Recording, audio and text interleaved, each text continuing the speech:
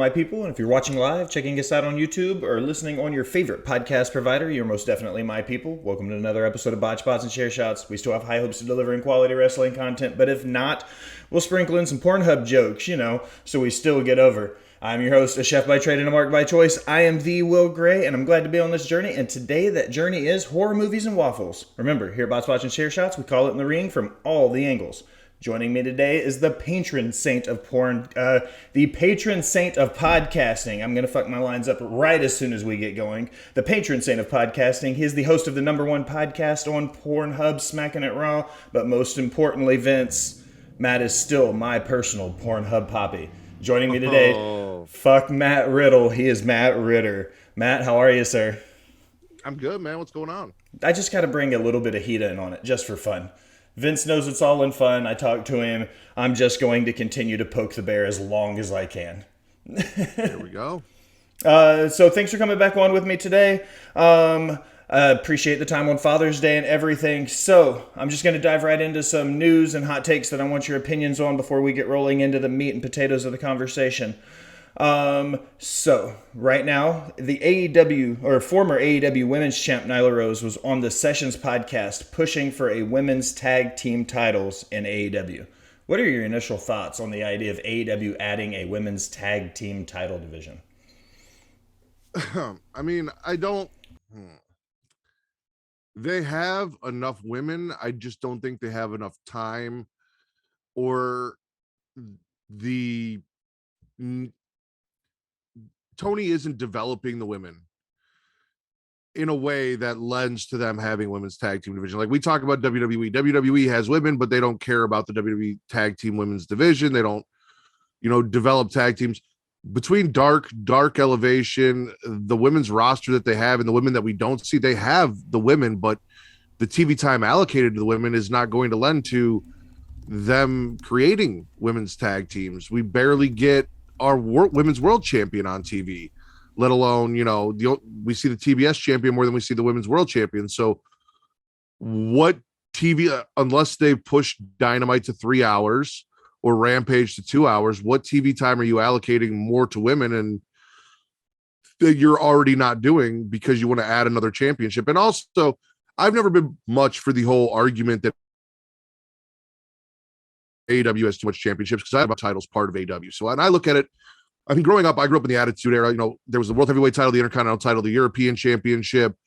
You had the Light Heavyweight Championship, the Hardcore Championship, the Women's Championship, and the Tag Team Championship. Like, that's just what wrestling was. There were all these different divisions, and every division had their own title. Like, I didn't have an issue with that. So when they introduced the All Atlantic, and they introduced, you got the TNT, and then you've got 2 titles for the women, I didn't see an issue with that, as long as it's for a division. But you also have to have the time and TV space to allocate to that. And from what I understand, their deal with TNT, TBS might also be up in the air, and they don't know where they're going to land. And if where they land, they're going to get the same amount of TV time that they're getting right now, let alone more. So I'd wait and see. I'd definitely spend a little more time developing your women's division, because I don't care about most of the AEW women's division because they're not utilizing them.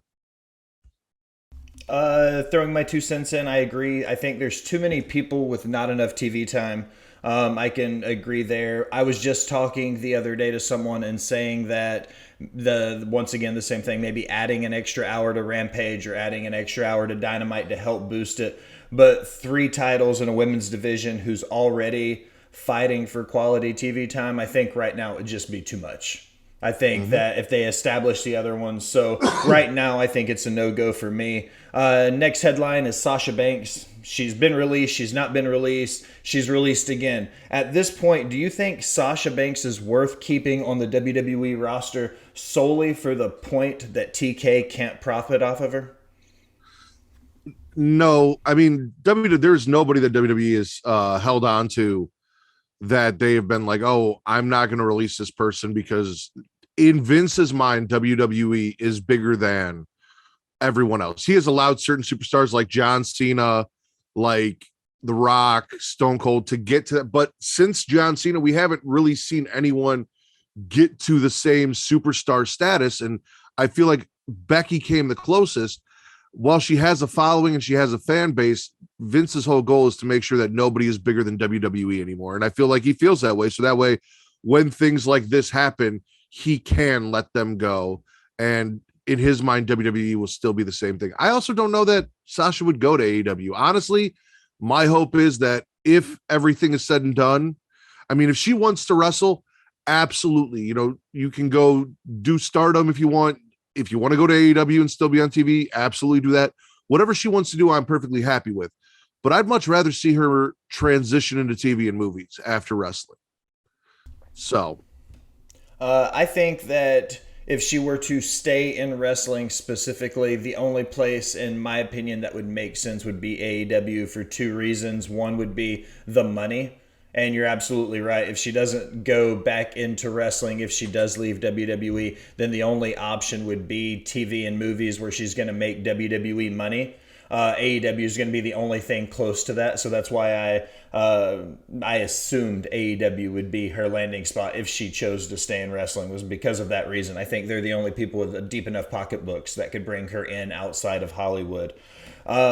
Third headline, Lesnar Reigns, last man standing, SummerSlam, hyped or no? yes. So I talked about this, and maybe I'm still riding the high from the fact that Matt Riddle got smashed, because that was fantastic. And he can never challenge for the title as long as Roman Reigns is champion. And if that's the case, all hail Roman Reigns, WWE Universal Champion forever. Because then I never have to see him hold the belt, because I know WWE wants to do that. But listen, these guys are two of the biggest names in wrestling. We lost Randy Orton. We lost Cody Rhodes. Bobby Lashley is embroiled in a feud with Austin Theory. We've got John Cena coming back, not in this program, possibly getting involved somewhere in there. Drew McIntyre is set for Clash at the Castle, so they don't want to blow their load too early. We still have Money in the Bank coming with Seth and possibly KO. Like, a lot of these guys are tied up in their other plans. So if you're going to do a blockbuster match for SummerSlam like they want, even though we've seen it, we know that Lesnar and Roman are going to go out there and deliver, and they're going to beat the piss out of each other. We know that Lesnar is back because Roman has now been the one to get over on him the way he used to get over on Roman. And Lesnar and them, they've kind of switched positions now. It's going to be fun with Heyman out there. The build's going to be great. We've got time to SummerSlam. Like, everyone's like, oh, they announced the match with no build. Like, the build is still coming. Like, you do realize just because you've announced the match doesn't mean all of a sudden the build does not exist. It exists because it's not SummerSlam yet. If Brock came out at SummerSlam and had a match, oh yeah, Brock Lesnar, Roman Reigns, no build. But we've got plenty of time to build this. So I'm looking forward to it. I think it'll be fun. And it's probably break glass in case of emergency, call Brock, because, hey, everything we had planned went to shit and Brock's ready to go. I think that it is the means to what they have right now. Cody on the shelf, Seth maybe building with the Money in the Bank storyline that if what I'm reading is true and Seth is going to win the Money in the Bank ladder match to build towards that Rumble WrestleMania season next year, then the only option would be to bring Barack back. I'm excited because I'll be at SummerSlam, so it'll be a cool opportunity to see him work live. I've seen Brock work live and I've seen Roman work live, but I've never seen a Brock Roman match. So that'll be cool. Once again, I agree. I don't think they'll produce anything other than just a straight banger of a match and tear it down. It'll be a stadium show, so it'll be a big energy. Last man standing almost guarantees a no holds barred kind of feel to it. They're going to beat the absolute piss out of each other. Yeah. So there's no way we're going to get a bad match out of this. And if anything, we might... being the optimist that I am, we might get the true finish to what we should have gotten at WrestleMania without Roman's injury. Like, that's something a lot of people are forgetting about, is with his injury happening, that match got cut 20 minutes short because of it. Mm-hmm. And think about this, like, Brock Lesnar versus Roman Reigns in a last man standing match. People are bitching about seeing two of the best wrestlers. Oh, because I've seen it before. You've seen just about everything before. You've seen Roman versus Bobby. You've seen Brock versus Bobby. You've seen every iteration of what Roman can. He's literally smashed everyone. There is no new opponent except for Cody, and Cody's hurt. Like, he just smashed Riddle, thank God. Like, there's nothing you haven't seen. So unless they call up Braun Breaker or Solo Sikoa to come challenge Roman at SummerSlam, like, you're going to see something. But to have Brock Lesnar and Roman Reigns beat the living shit out of each other in a last man standing match, and we're not even a little bit like we're bitching and crying about this. I don't understand. So I just want your opinion on something real quick then. I previously said in another episode that I thought this is the perfect opportunity for a Bobby Lashley Roman Reigns feud, because if we know Roman's not going to drop the belt, why not build Lashley back up as being a top babyface and get him through Money in the Bank against Roman, building up, having that build over the next 6 weeks, and then building a story with somebody like Bobby Lashley. What would you think about putting Lashley in that position instead of Brock? Honestly, I love Lashley. The issue is WWE doesn't book Lashley like they book Lesnar. If they booked Lashley to be as dominant and badass as they book Lesnar, then yeah, it would work. He would get over as a babyface. It would be fun. But I feel like due to his shortcomings on the mic, they're a little hesitant about going all in on him for whatever reason. He absolutely could be a Brock Lesnar level caliber babyface talent against a Roman Reigns, someone dominating and formidable, and absolutely can fill that role. But the issue is WWE. They either don't see him that way, or they're worried about letting him cut promos once he's champion, or they don't know. WWE has a very big issue with babyfaces. They are very great at building a chase for a babyface, but once the babyface has the title, they kind of shit the bed and don't know what to do with them. So unless you're a Randy Orton, a Triple H, a Stone Cold, someone who's really good on the mic and can carry yourself, there's not a lot of support and help there for you once you're a babyface champion. I mean, Drew's not bad on the mic in any sense of the word, and I absolutely love watching him come out and swing his giant metaphorical dick every week. However, he's also not the greatest on the mic either, and we saw everyone got kind of stale on him after a while because he wasn't delivering us any, like, he doesn't, there's no catchphrase for Drew that you can chant and get behind outside of him counting down Claymore. Like, there's nothing substantial about Drew beyond he is a quintessential babyface that you want to see win. But once he's won, what is left? Like, you've got nothing to really get behind him. And WWE does not help that in their booking. Do you think this is one of the missing components in the storytelling process, where there's just, outside of MVP and Paul Heyman and maybe one or two others in other promotions, there's just a lack of the development of a true manager in wrestling right now? Because if you look back into the 80s and the 90s, you had managers coming up with, the Brain, Cornette, even Heyman still that early in his career. But you had a lot of career managers who came in and could be the mouthpieces for these guys like you're talking about, a McIntyre, that would help him further getting over by having a good trained manager. Do you think that's something that wrestling today is missing, is kind of that puzzle piece of having a mouthpiece and a manager? I do, and I kind of feel like that is a Vince thing, because, I mean, we see it in AEW right now. Like, they just hired Stokely Hathaway, who Vince had, who is an incredible talent, an incredible mouthpiece, who could have gotten so many people in WWE over. For example, Apollo Crews, who has an issue talking, Bobby Lashley. Like, he could have come in and made these guys stars and filled that role for them, but it didn't work out. He wanted to leave. They let him go. Zelina Vega was doing a great job as a manager, and then they let her go and brought her back, and she's not managing anymore. She's wrestling. And because of that, we lost Andrade, and now we've got Los Lotharios because Garza and Humberto kind of fell to the wayside a little bit and got lost in the shuffle. Like, I feel like Vince looks at managers as part of a bygone era, which is weird because I also feel like Vince still wants to book people as their job. Like, I feel like that whole 80s thing where, he's Duke the Dumpster Droz, he drives a garbage truck. Like, I feel like he still sees those stereotypical roles for people, but the manager, for whatever, he sees as part of a bygone era that he doesn't, unless you're a Paul Heyman or, like you said, an MVP who he still has wrestle, that's kind of a utility player or is just so over that he can't deny it, then he doesn't see value in it for whatever reason. And that's because he wants actors. He doesn't want wrestlers. He wants people that can do everything. Sports entertainers versus wrestlers? Yep. Okay, Matt. So today's conversation is a little atypical. We're going to be discussing horror movie icons and their wrestling counterparts, or who we'd cast to play them. Starting off before we deep dive into our list, what are some of your favorite horror movies, and what would be your favorite style of horror movie, if that makes sense? Be it suspense, the real world horror, gore, mind benders. So favorite horror movies and favorite style of horror movies.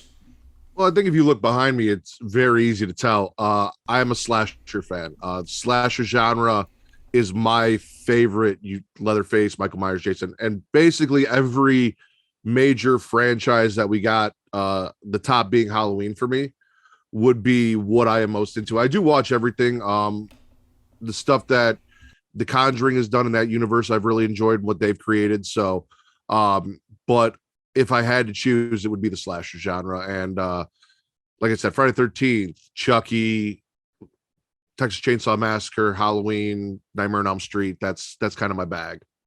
There was a reason why I reached out to you first when I wrote this episode idea down. I said, this sounds like a Matt Ritter episode to me. Some of my favorites, I'm a big fan of the Halloween series. When they redid the most recent one, Halloween Kills, where it was the immediate sequel after the events of the first Halloween, I was a little bit lukewarm on it until I watched it a second time through, and I thought like Super Saiyan Michael Myers at the end of it was kind of awesome. Like I got really into that. I was super behind it. I like movies like Saw, those real world gore mind benders where you've got to twist your mind around it. There's always going to be a big curve. And I'm an old head. Like I love good zombie movies. So Dawn of the Dead. I was a big fan of the 28 Days and 28 Weeks Later series. There's a Korean zombie movie called Train to Busan that was killer. Like I like zombie movies that kind of feel for it. But The Conjuring, you brought that up, and for me, that's something that I've just recently watched through the whole thing with the Annabelle series. I think that The Conjuring series was amazing. Like from beginning to end, finding out about Ed and Lorraine Warren, who they were, the only non-Catholic demonologists in the entire world, like the story behind what they are. I was like, holy shit, that's just a cool ass story. Like the more you learn about who they are and what they did and the fact that they experienced all of these things in real life, I was like, okay, that's something I can get behind. I mean, outside of wrestling, horror movies, it's my favorite thing. It's my other hobby. I mean, you can look here on the wall. I've got signed pictures from Michael Myers along with all of the wrestling stuff.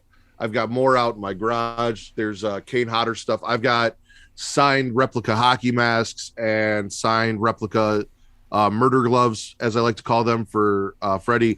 One of the favorite things that I like to do is I do a horror movie podcast frequently with Reek from Young Kings Wrestling, where we break down all of these different things. We've kind of done something there. So if I'm not talking wrestling, I'm talking horror. So when you brought this to me, I was like, dude, this is fucking great. Like I know I'm known for the sex jokes and the porn, which is also another side hobby. So like it's those three things: sex, horror, wrestling, which I all feel fit together really, really well.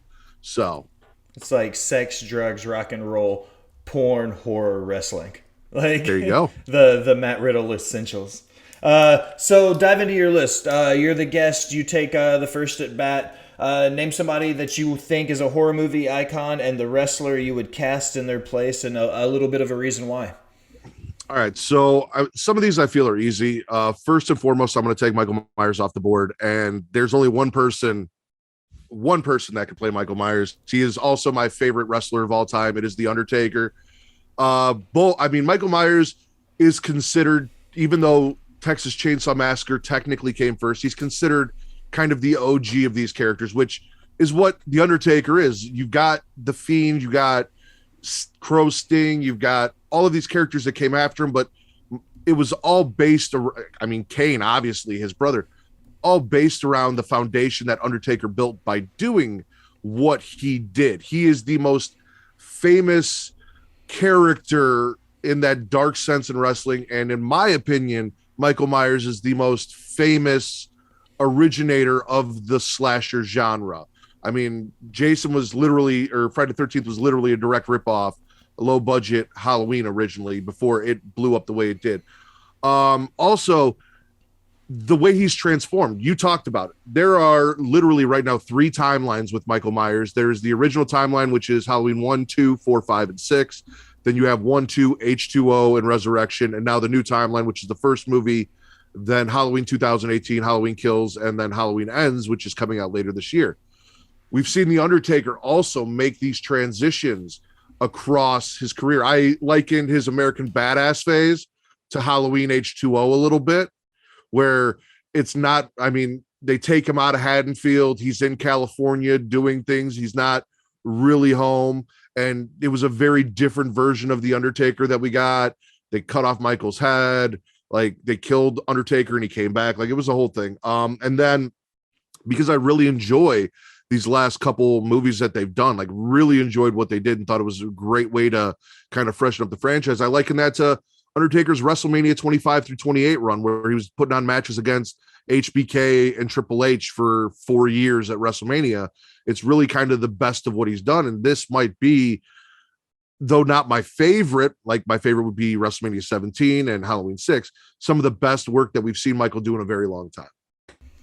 Okay, Michael Myers was obviously on my list as well. It would be hard to talk about horror movie icons and not have him on there. However, I did not have The Undertaker in his place. Really? I did not. I had Bray Wyatt, and here's why. I think Bray, for a lot of the same reasons. I think maybe I have Undertaker on a different icon for very similar reasons. So when I get to that name, you'll understand why. But I picked Bray Wyatt because when you think about Michael Myers, you think about the different movies, the different styles that have been represented by the Rob Zombie versus the original run versus the H2Os. When you look at Bray Wyatt, in my brain, Bray Wyatt would be the Rob Zombie Michael Myers. You know what I mean? Like, he would be that rock star heavy metal version of who Michael Myers would be. I think he's got that big burly look about him. He could play the role. We've seen him play that silent, sinister psychopath, so we know he can do it. So that's why I had Bray Wyatt as Michael Myers. So I'm going to throw a softball on my first one. I have Leatherface from Texas Chainsaw Massacre. I picked Mankind, but a very specific gimmick of Mankind. The early, like that early late 90s, 95, 96, like Mason the Mutilator Mankind. You know what I'm talking about, right? When he very first came over, that very deranged, almost sick, but he was a heel, but you almost felt sorry for him. Like, almost like you do Leatherface, like this really misunderstood guy who's batshit crazy and nobody really genuinely gets it, but everybody kind of gets it. You know what I mean? So that's why I put Mankind there, but that very specific version of Mankind in that place for Leatherface. And I'm going to elaborate on that too, because I also have Mankind as Leatherface for those reasons, and specifically like you said, but also similarity wise, Mankind used to squeal like a pig at that point in his time, like Leatherface did. The thing about Leatherface is he's essentially a guard dog for his family, and that's how Mankind was kind of brought in with Paul Bearer as Paul Bearer's attack dog. And also Mankind feels no pain, but he is human, much like Leatherface, who is like, there's nothing supernatural about Leatherface. He is human, but he can handle pain like a motherfucker. And then on top of all of that, he wears different faces, and kind of as the franchise evolves on, becomes a little more cheesy and a little more corny, like Texas Chainsaw Massacre 4, when he's part of the Illuminati and all of this weird shit that they do, and the faces of Foley. In that aspect, we see Foley wearing different faces. We saw him come out in 3 different versions in the Royal Rumble. If Leatherface was a wrestler, and then not to mention he also teamed with Chainsaw Charlie, who neither here nor there, but you could see Leatherface putting on someone else's different face and coming out as someone else, even entering the Women's Rumble as the pretty lady. Like 100% pull a Santino Marella, do it if he was a wrestler. So yeah, for all of those reasons, I agree with you. And then I have Bray Wyatt on my list as well, but I have him as someone else. And this is obviously more so for The Fiend. I have him as Pennywise. And the reason I have him as Pennywise is Pennywise the Clown from Stephen King's It changes forms throughout the entire franchise, and you alluded to that with Bray Wyatt. He can take on different personas and evolve, his favorite being the clown, Pennywise. My favorite version of Bray to this point being the Fiend, which was a clown. Also, he referred to himself as the Eater of Worlds. And that is one of the most iconic lines from it is, I am the Eater of Worlds and children. And yeah, I mean, that is why I distinguished Bray as Pennywise versus a Michael Myers. And that was, again, one of the little harder ones. Some of these are a little harder to kind of pin down because you can go multiple ways with them, but I went Pennywise for Bray. On my list for Pennywise is a completely left field topic. I said Darby Allin. And the reason why is because Darby has that very graphic novel comic book character about him. And I think that if you were to book a wrestler in Pennywise's place, I think that it would, if you think about what a wrestler would bring to the table as a clown character, as a horror clown, I think that if you change Darby Allin's face paint up a little bit, you could pull off a clown with Darby Allin. I think that he's got that dark sense of humor, that let's go play and set something on fire anarchy mentality to him. He could kind of be that bridge between the anarchist Joker and Pennywise the clown. We've seen different versions of Darby as his career has built. So I had Darby as Pennywise. But I'm curious about your opinion on my next one. And I picked him on purpose because I knew he's one of my favorites. I knew without a doubt he was going to be on your list. And I picked Jason Voorhees, and this is where I put The Undertaker. For the same reason that you used him with Michael Myers, I said that about Jason Voorhees. He's the quintessential, horror icon. When you think horror movies, there's usually 2 or 3 guys, Myers, Voorhees, and Krueger. And in my opinion, Jason Voorhees was number 1 because he scared the living shit out of me as a kid. There was something terrifying about the guy living at the bottom of Camp Crystal Lake. Just the idea of him coming back and wrecking teenagers. Everything about that as a young kid blew my mind in the horror genre. And for those same reasons, Undertaker did that for me in wrestling. Starting as a young kid, all the way through his career, he's kind of always been that staple, just like Jason is in the movies. Starting at the early ones all the way through his career, it's been nothing but consistency for 25, 30 years. So for Jason Voorhees, that's where I put The Undertaker. Okay. For Jason Voorhees, I put Kane. Obviously, there is The Mask, which is a big component of both characters. I feel like the best work Kane did was under the mask. We've also seen Jason take his mask off, and we've seen Kane take his mask off. Also, when Jason first appeared, he had hair and then eventually lost his hair and went bald and had to run as a bald guy. Kane, same thing. He had the hair and then eventually he pulled the mask off and the hair was gone. And even though one died by water and one died by fire, and it sounds like I'm talking about Freddy and Jason now, Kane died supposedly in a fire as a child and came back, or they thought he had died and lived. And Jason supposedly drowned or may not and may have survived and came back the same way Kane did. And I look at Jason as kind of number 2 to Michael. So Kane is number 2 to The Undertaker in that canon of WWE. It's his brother who came back and attacked him.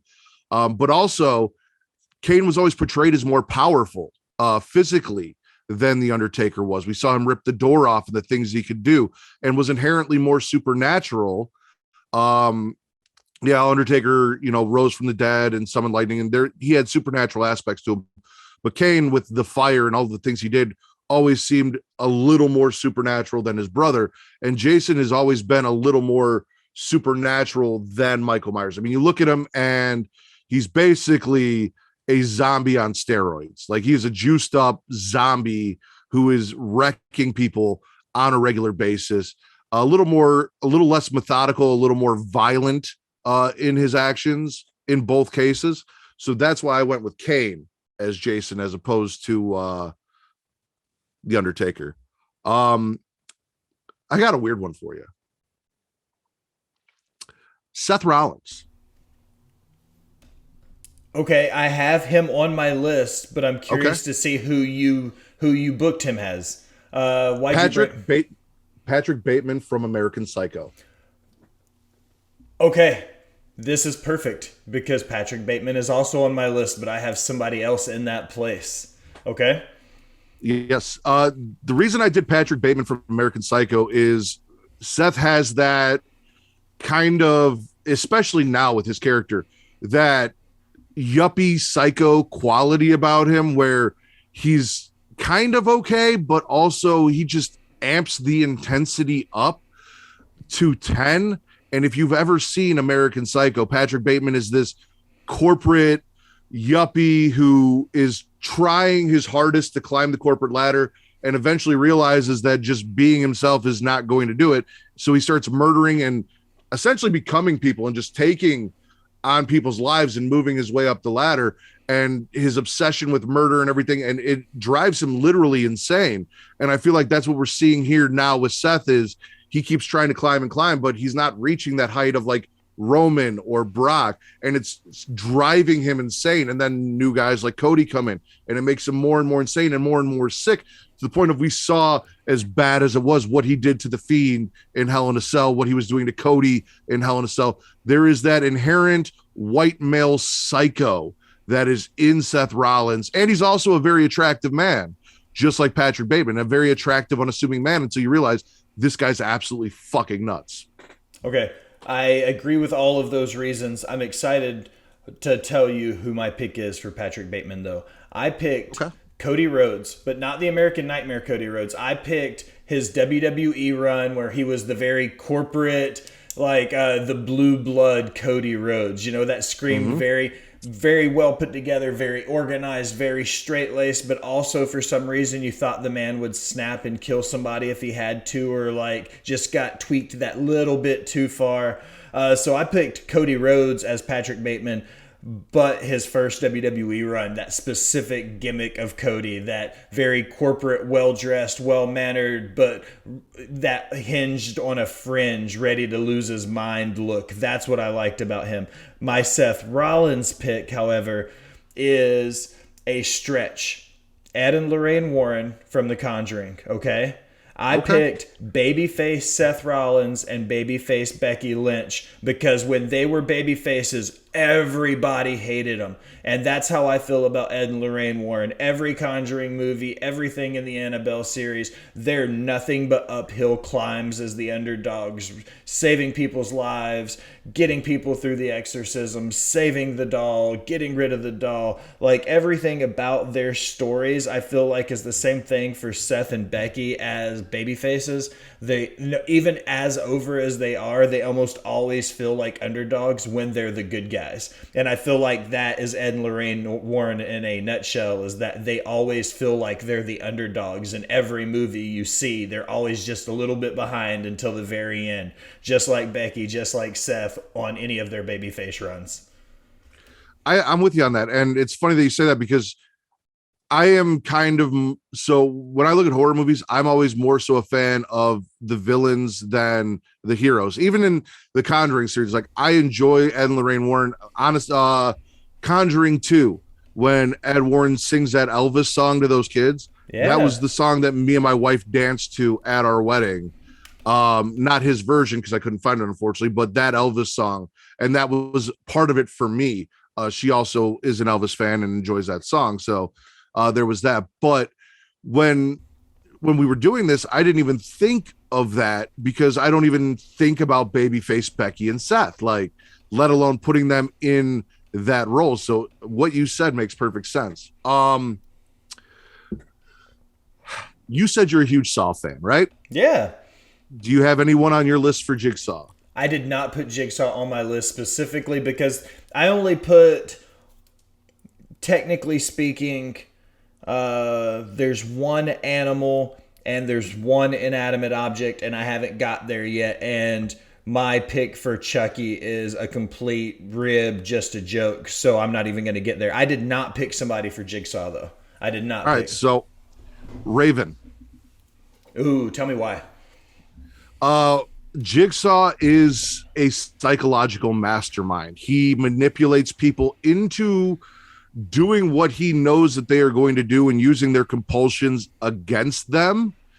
but also kind of giving them a choice. And if they can clear his hurdles, then they join his flock essentially. And Raven, through his run as, you know, with Raven's flock in WCW and the stuff he did in ECW, very similar. He looks for these damaged people while his intentions are not the same, and he kind of puts them through the ringer and manipulates them.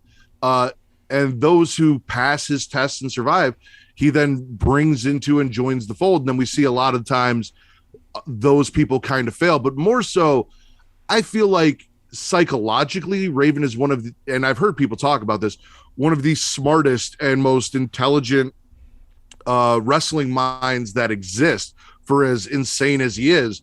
And when it comes to horror movies, there is no one except arguably Hannibal Lecter on that level of intelligence that Jigsaw is. And with his engineering degrees and his study of the human psyche, I feel like he's actually kind of a step above Hannibal Lecter in that psychological sense. So that's why I put that. And he's also got a very sick side and likes to torture people, which Jigsaw does as well. I recently had Mickey James on the show, so that's a shameless plug to go back and re-listen to one of my interviews if you haven't yet, people.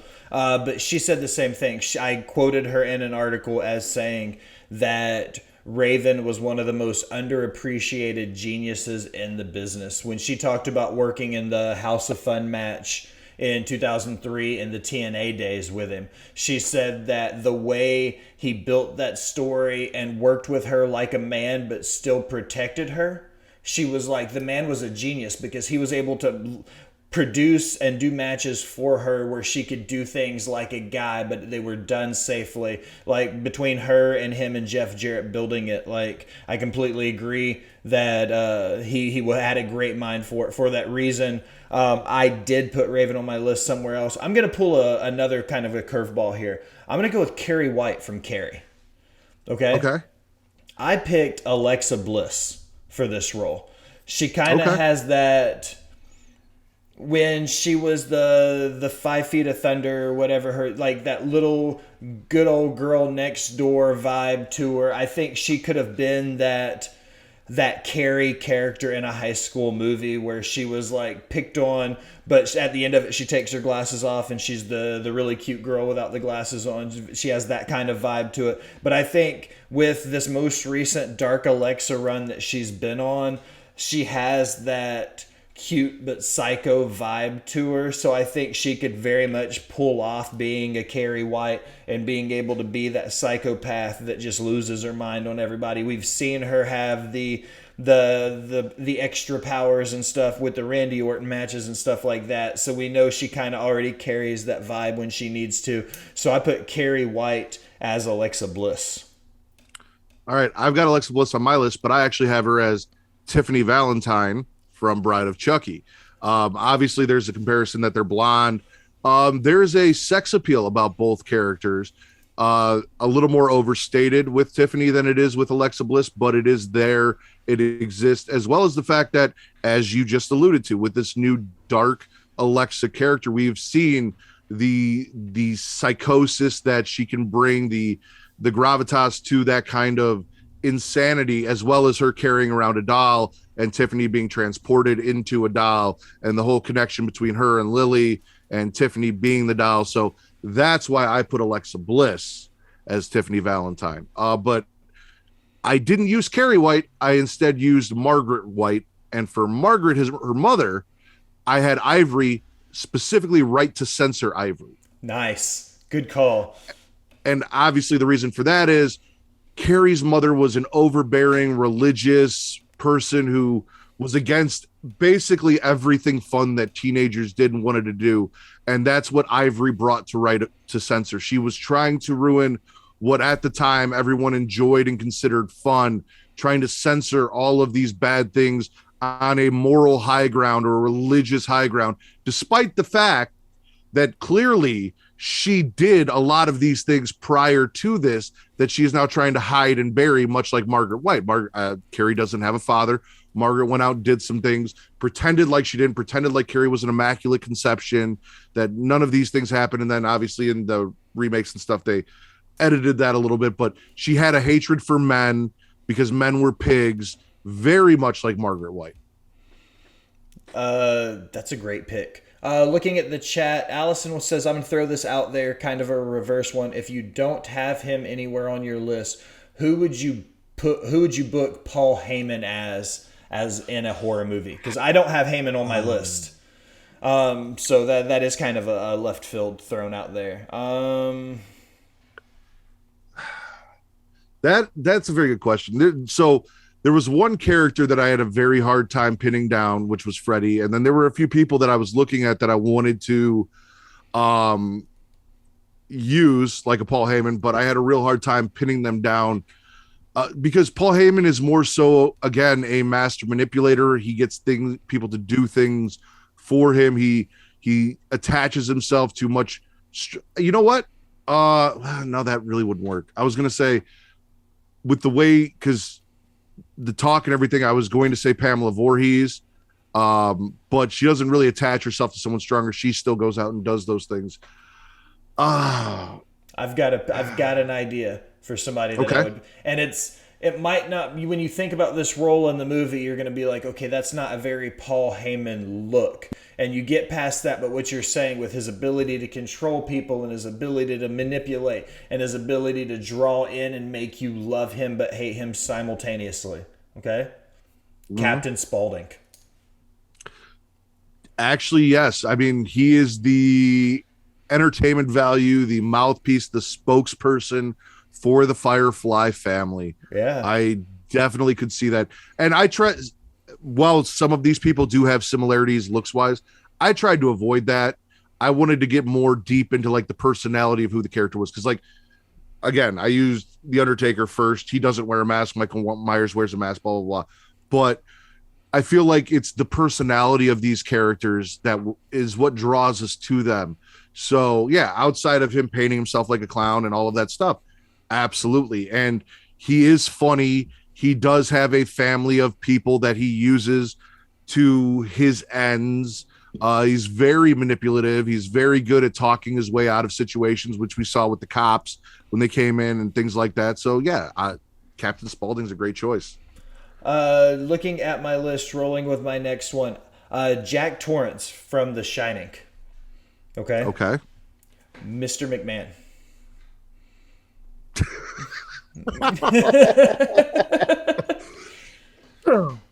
Okay. I think that it goes without saying, but it's that he builds this grandiose idea of what's happening in his life just to lose his mind and try to kill everybody. In all seriousness, I think if you look at Vince McMahon as the Mr. McMahon character starting in 97 around the Montreal Screwjob and building through the rest of the Attitude Era, I think that he is that overbearing, my way or the highway, let me love you father figure that Jack Torrance was in The Shining. If you look at some of his antics, he kind of started to lose his mind a little bit. We saw it. Like, I think that if you were going to book someone in that position, I think Vince McMahon is that psychopathic father figure that Jack Torrance and that Stephen King were thinking in The Shining.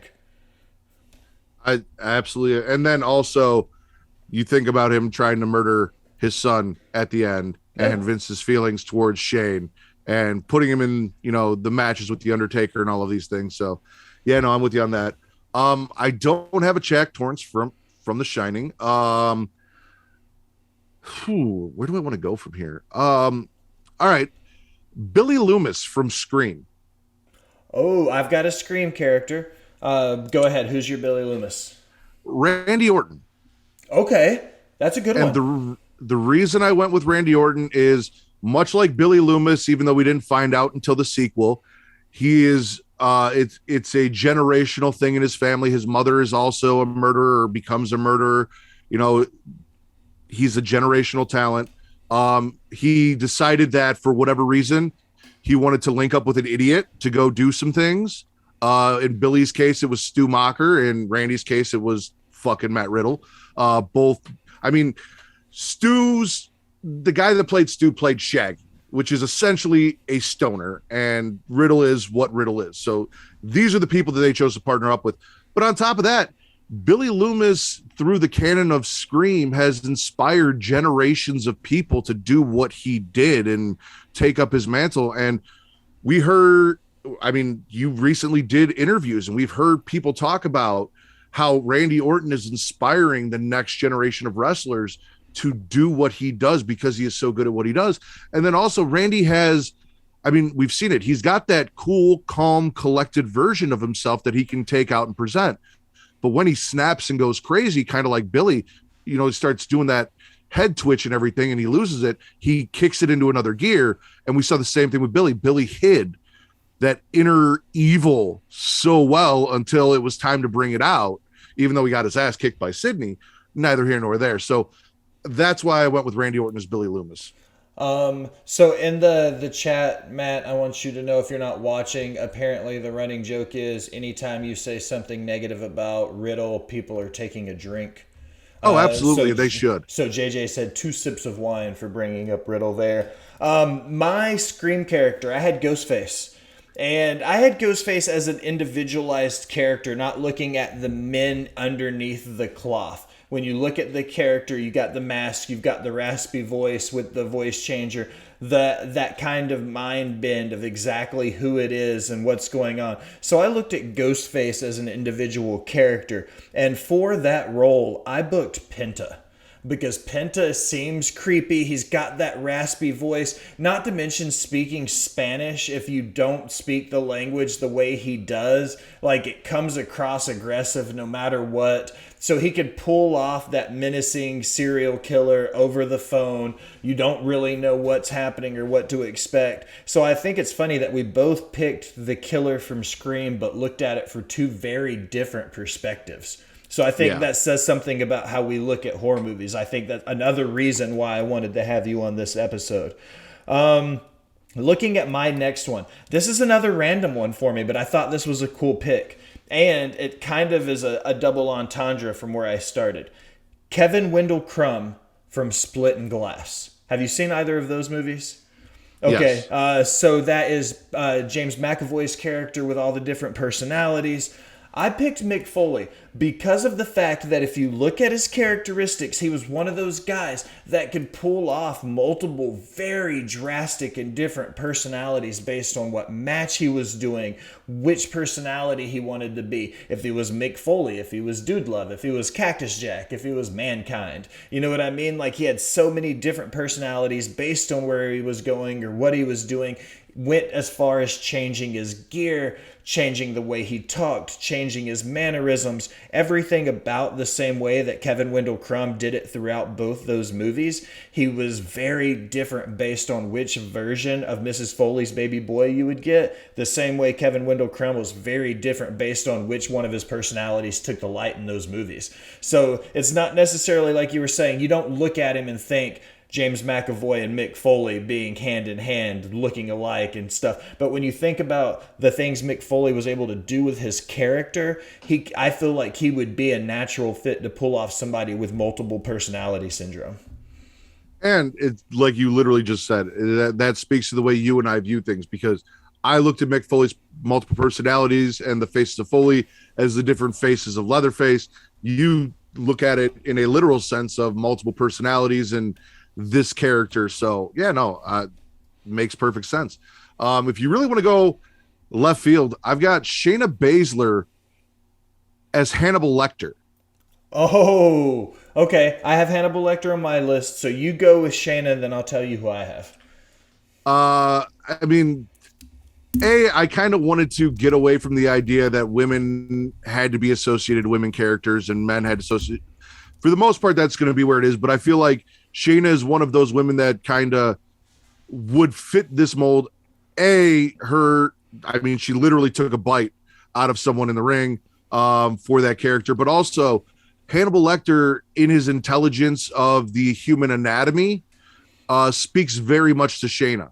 And her intelligence of the body and how it works and how to manipulate it and hurt it. And, well, Hannibal's using that to create food, which I'm sure speaks to my chef friend here. Um, I like that dynamic between the two where they're both very intimate knowledge of the human anatomy and how to manipulate it for their needs.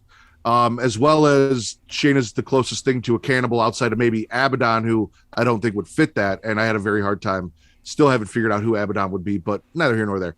Abaddon's on my list. Well, I'm very curious because I had a very hard time pinning her down. Yeah, no, that whole aspect of like, yes, she's bitten someone, so she's kind of a cannibal, but also her intimate knowledge and then her ruthlessness. Because one of the things about Hannibal, if you watch the franchise, is the people that he kills are people that annoy him, that he feels have committed faux pas, who get on his nerves. And that is really who Shayna attacks, are people that annoy her and bother her. I don't know how she gets along with Natty, if that's, her deal, but neither here nor there. Okay, so for my Hannibal Lecter, I had originally written down Raven. And then when you were talking about him earlier, I was like, okay, that's a great idea. Everything about who he was, I didn't want to piggyback off of that, but I think Shayna Baszler as Hannibal Lecter is a genius idea. So I'm going to go with that one too. You had already talked about Raven being there. A woman in a position cast for a man. I have Jade Cargill on my list as Candyman. Like a big, powerful, like it's intimidating. Like everything about what Candyman was, if you look at him without all the gore, it's just this big buff dude. And then you look at what he's capable of and everything he brings to the table. Like I kind of feel like Jade Cargill could be that femme dom version of Candyman, in the sense that she could come in, she could have that the cut and the gore and the bees and everything that goes along with it. And I think she could be a plug and play in that character, in a sense that she can carry that charisma. Like she has that powerful appeal about her. So that's funny, because when I was thinking about this and I was going through the list, I was originally going to put down Goldberg as Candyman. And one of the only reasons I didn't is, with Candyman being such an iconic African-American character, I didn't want to cast a white man in that role because there are so few. But also, the whole idea and thought message I had behind it was that the legend of Candyman is so much bigger than who the actual character was. And the legend of Goldberg is so much bigger than who the actual talent is. But Jade Cargill is often compared to as AEW's Goldberg, but far more talented in the ring and with a bigger future as far as an in-ring talent. So that's a much better comparison than, I would say, Goldberg, because she's while she's still building that legend, she's already looked at in that light, but is a far better technician in the ring already than Goldberg was. So yeah, I'm with you on that 100%. Okay, your turn or mine? Was that me? I think it's me, because you just did. I Candyman. did Candyman as Jade Cargill. Yeah, you're going. Have you seen The Roommate? No. Okay, so The Roommate has Leighton Meester and Minka Kelly in it. It's essentially a movie about a girl who goes to college, gets a roommate. Her roommate is obsessive and crazy and kind of sort of seems like she wants to be with her. And then her roommate starts murdering all of her friends and attacking her boyfriend, trying to make it so this is the only person left in her life. And that made me think Mickie James from when she debuted in WWE and her obsession with Trish Stratus. Oh my God, this is why you were the perfect fucking person for this episode. I have that exact same gimmick of Mickie James, but I'm going to tell you who after you finish your explanation. And I may have thought of who you picked too, because there are a few characters out there that I went through and thought of. I actually almost put Mickie James down as Kathy Bates, but I'm not going to keep going. I'll let you get into yours. But yeah, no, because the reason I decided to go with The Roommate is because, like I said, as you're watching the movie, it almost feels like she's literally in love with her female roommate.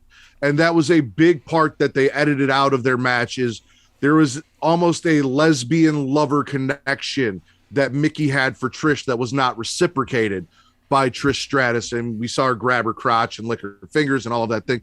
So it was like Mickie wanted to fuck Trish and was willing to get rid of everyone in Trish's life to make sure she was Trish's only friend. So very much like Rebecca from The Roommate. I had that version and that gimmick of Mickie James as Mrs. Pamela Voorhees because of her obsession with one person, her need for that person to be number one, even at her own demise. It meant taking care of Jason. You know what I mean? And I felt like that's what Mickie was doing with Trish at that time. It was just hyper focused on her, making sure everything had to be right to the point that she ended up hurting and hurting Trish. You know what I mean? So that's why I put her in that position, was because I said, okay, she's hyper focused, she's fixated, she's losing her mind. I felt like that was the perfect pick for Mickie James on my list, was as Jason's mother, Mrs. Voorhees. Yeah. So that goes. So I did Mrs. Voorhees. Now it's your pick again. Well, no, because you did Mrs. Voorhees in relation to Mickie James. So okay, you're out. Then I will pick Laurie Strode from Halloween. Okay. Rhea Ripley. She's big, she's powerful, she can be kind of dark and withdrawn, she's very in control of her situation. I think that if she had to beat the shit out of an 8-foot-tall, powerful, Super Saiyan Michael Myers, she could do it. And I know she's not another one of those that doesn't fit aesthetically, but I think if you put her in that position, she would thrive. She would understand what it means. I felt like she's probably dealt with a psychopath or two in her life.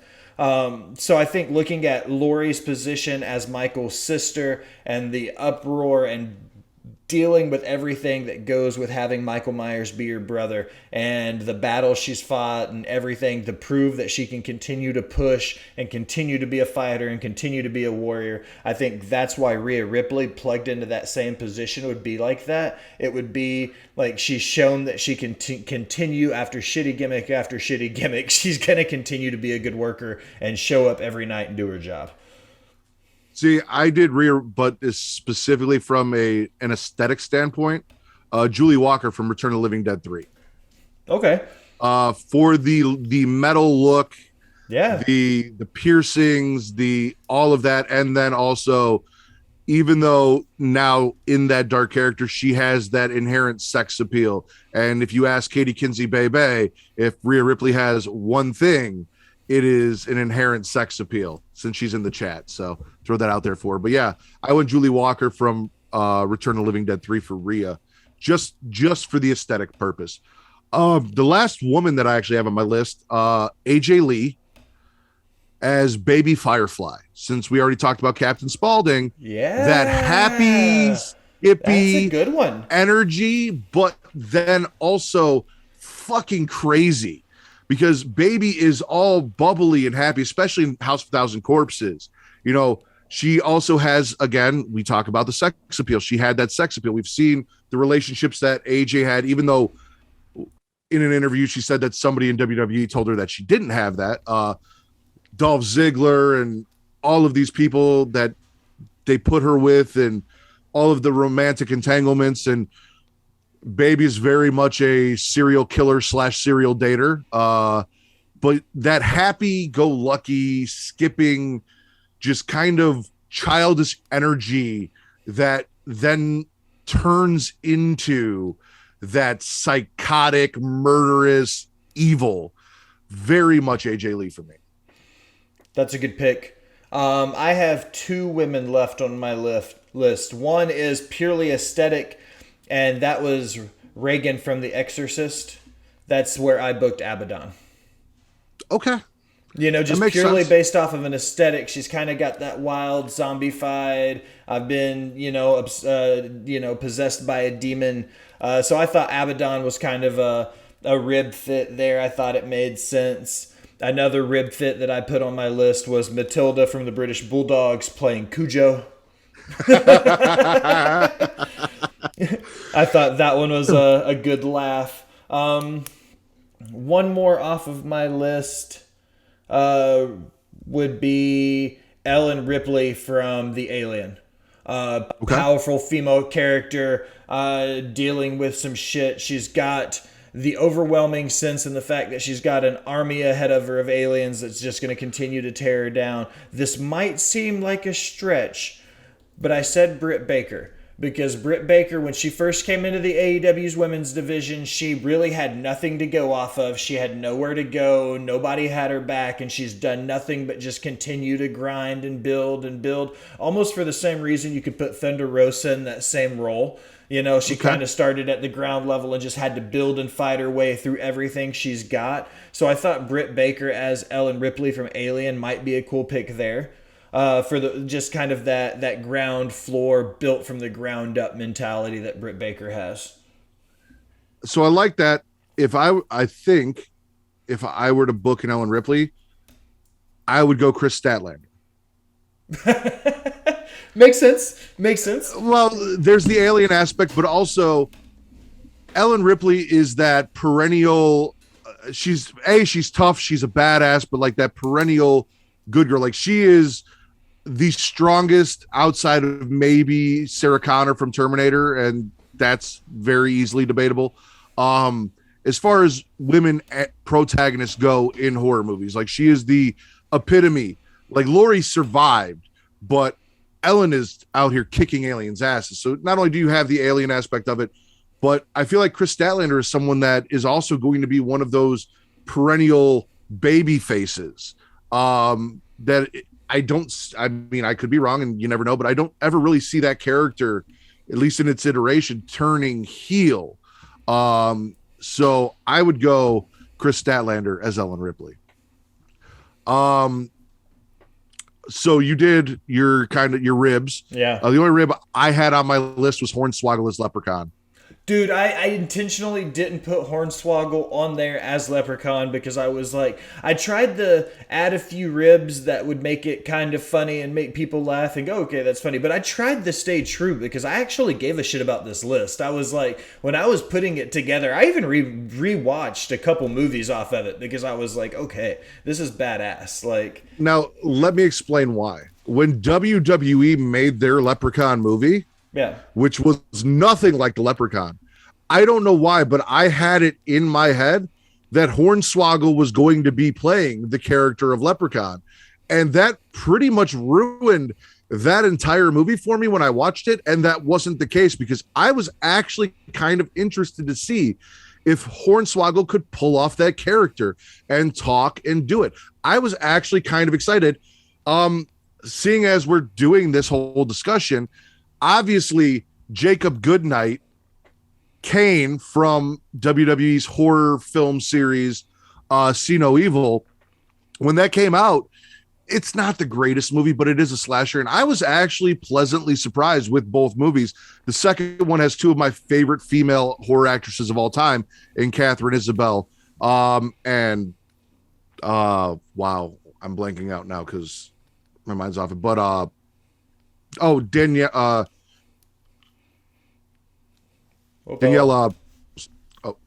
I froze. Danielle Harris. So Catherine Isabel and Danielle Harris, two of my favorite actresses in horror movies, are both in that second movie. But yeah, when I saw that Kane could do that, I literally thought, fuck it, let's give Hornswoggle a try. Like, why not let him do this? So that's why I put it on my list. Was I was actually upset that they didn't give him the shot and they went the route they did with the Leprechaun movie they made. It's a pretty solid logic right there, man. Like, you pretty much knocked that one out. If they're listening to us, they're like, shit, why didn't we think to do that? Okay, Matt, I got one more on my list, and that is Sweeney Todd. And the Demon Barber of Fleet Street. He fed people meat pies. He killed people on his barber chair. And honestly, in that role, you could have played the cheesy Brutus the Barber Beefcake. But no, I went with Razor Ramon. And okay. The reason why is because he was very, like, if you think about, and I know this movie catches a lot of heat. If you look at Romeo and Juliet, the new version of it, when they rebooked it with guns and Leonardo DiCaprio and Claire Danes in lieu of the 1600s style William Shakespeare stuff. Okay? If you looked at Sweeney Todd from that same perspective, that's the way it would go down. Like, I could see it happening that way. So that's my pick, my final pick off my list. I have two left. Okay, go ahead. Norman Bates, Okay. Dexter Lumis. And again, Dexter Lumis is someone that I feel you could have slotted in for Patrick Bateman in American Psycho, but the reason I decided to go with Norman Bates is he is much more of a stalker, like Norman Bates was. He stalked his victims, but he again also had kind of an inherent sex appeal about him. And we actually saw his house of horrors and his fucked up family and all of that. But yeah, so I went Dexter Lumis as Norman Bates, even though Norman does talk. And then my favorite one, which I saved for last because I'm very proud of this one, Malachi Black as Pinhead. Wow. If you can see him behind me. Not only with the dark father character that he tried to do in WWE, but when you look at the House of Black, they're very much into pain and torture, and that is a central theme for Hellraiser is all of those things. You can look at Brody Lee, Buddy Murphy, and even Julia Hart as the original 3 Cenobites that he had, with Buddy Murphy being the chatterer, and then Julia Hart being the female, so on and so forth. So he is the leader. He is the head. He is the dark father of the House of Black. There's almost a religious, like anti-religious aspect to his character, which is very much the priest of hell, Pinhead. So I went Aleister Black as Pinhead. That's a fantastic pick. I did Malachi Black, sorry. Yeah, I did not put Pinhead on my list. He did not make the cut. I threw a couple of the random curveballs in there in place of Pinhead. And you said one more after Pinhead? No, that was it. So I had 2, and it was Dexter Lumis's Norman Bates and Pinhead. I do have a question for you, though. Yeah. Something kind of like what Alison did. I could not for the life of me, and I really wanted to figure out who the fuck to put as Freddy.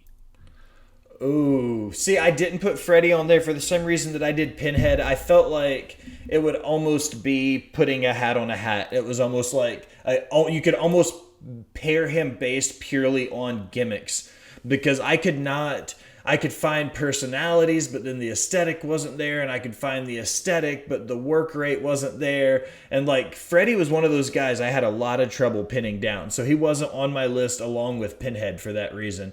Putting me on the spot though, if I were to pick somebody for Freddy,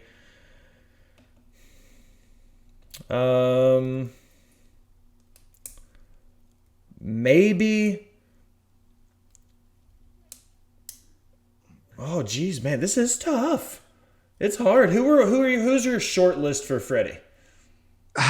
Honestly, I didn't have one until I asked you this question, and then only one came to mind. And my answer might be a little controversial. Okay. But hear me out. Ric Flair. Freddy being burned, even though they cast Robert Englund, they originally wanted a very old man to play him, and Ric Flair is a very old man. Yeah. Freddy is an icon of the horror business, and despite what you may feel about, and I feel about Ric Flair now, he is an icon of the horror business, one of the greatest of all time, just like Freddy. But also, Freddy has a very dark and sick, what is the word I'm looking for? Proclivity for women. And you could also say that clearly about Ric Flair. But he's also a fantastic talker, and that is one of the best parts about Freddy is the one-liners. When he finally got a personality in the third movie and going forward, that is what he was known for, was basically what you would consider a wrestling promo. And Ric Flair is one of the best talkers. He has got one-liners out the ass. So I would say Freddy Krueger, Ric Flair. Listening to you talk, I'm gonna go, and this is kind of a left field thing. I was trying to listen to your points. I'm gonna go with Bruiser Brody. Okay, when you think about who Bruiser was in the 70s and early 80s, like, he was a terror, man. The people in Japan were legitimately scared of who he was as a person. He would go down to Puerto Rico and clear the stands. Like, they were legitimately terrified of who he was. So when you think of just pure fear, I would say Bruiser Brody was one of the most feared wrestlers in the stands. So not necessarily, once again, for an aesthetic reason, but also for the fact that he was, I think if Bruiser hadn't been taken when he was in 86 or 87, I think he would have continued his career and has continued his drive. Just, tragically not tragically, he was killed tragically. Freddy Krueger was not killed tragically. But you get what I'm saying. Like, he was cut too early. He didn't have a chance to do it. Freddy Krueger was murdered.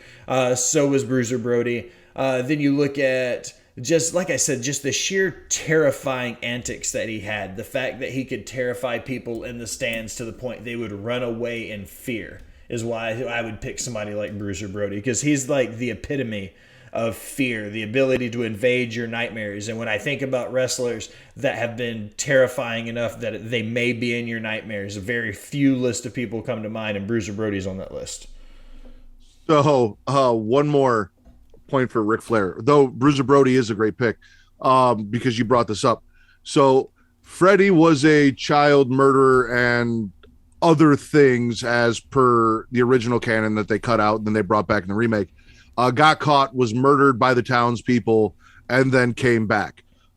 Ric Flair also got kind of crucified by the IWC for his misdoings when he got caught and called out for all of those things, and is now trying to come back and revive his career after it was murdered. So I would also give Freddie that for Ric Flair. I like your Ric Flair for Freddy Krueger. Okay, Matt, this is the easiest part of the show for me. This is where I ask you to plug your stuff, tell everybody where to find you and what you guys got going on over at Smackin' It Raw. You guys can follow me at Matt Ridders, at MATTRIDDR on Twitter only. Twitter and Instagram, Smackin' It Raw Pod. I run the Twitter. Vince runs the Instagram. Also, Facebook.com/group/Smackin' It Raw. Creation World is the banner under which the Smackin' It Raw podcast exists. You can find them at creationworld.com, Facebook.com/Creation World, Twitter and Instagram at The Creation World, THECREATIA World. And there you will get everything that is Smackin' It Raw and also the other podcasts that I do once a month, Return to Wrestling, as well as our merch, where you can find all of the shows on Pornhub. You can find Super Flash Hero of Tomorrow, because we are the #1 wrestling podcast on Pornhub, and Creation World is the #1 podcast channel on Pornhub. So definitely go check them out. We just dropped a new episode yesterday with Nick Dietering from the UW Pod. It's titled Cupcakes and Hand Jobs, because that's what we do over there. So if you haven't had a chance to go check that out, go check that out. We just reformatted the show. It's still a little bit of work in progress, but I think we're getting there, and I think it's a fun shakeup from what we were doing. So you were the inspiration.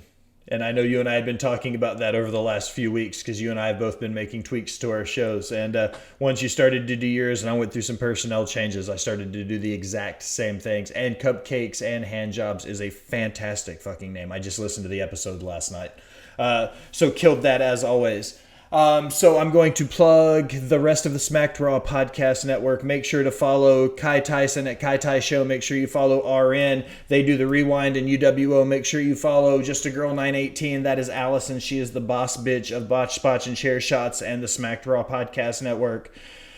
But now, as we close another episode of Botched, Spots, and Chair Shots, I want to take a minute and thank you for listening. Remind you to go anywhere you do anything on the internet. Facebook, Instagram, iHeartRadio, Spotify. You have all the options. Like, follow, subscribe, unsubscribe, then subscribe again. Leave a comment telling me how great I am or how terrible I sound. Either way, it helps my algorithm and it helps me find new listeners. If you're feeling really generous and be one of those VIP people, head over to the Smacked Raw Podcast Network at patreon.com and donate to the cause. You get some free swag. We get some fantastic guests. It's a win-win. As always, I'm your host, The Will Gray. Thanks for stopping by and listening, my people.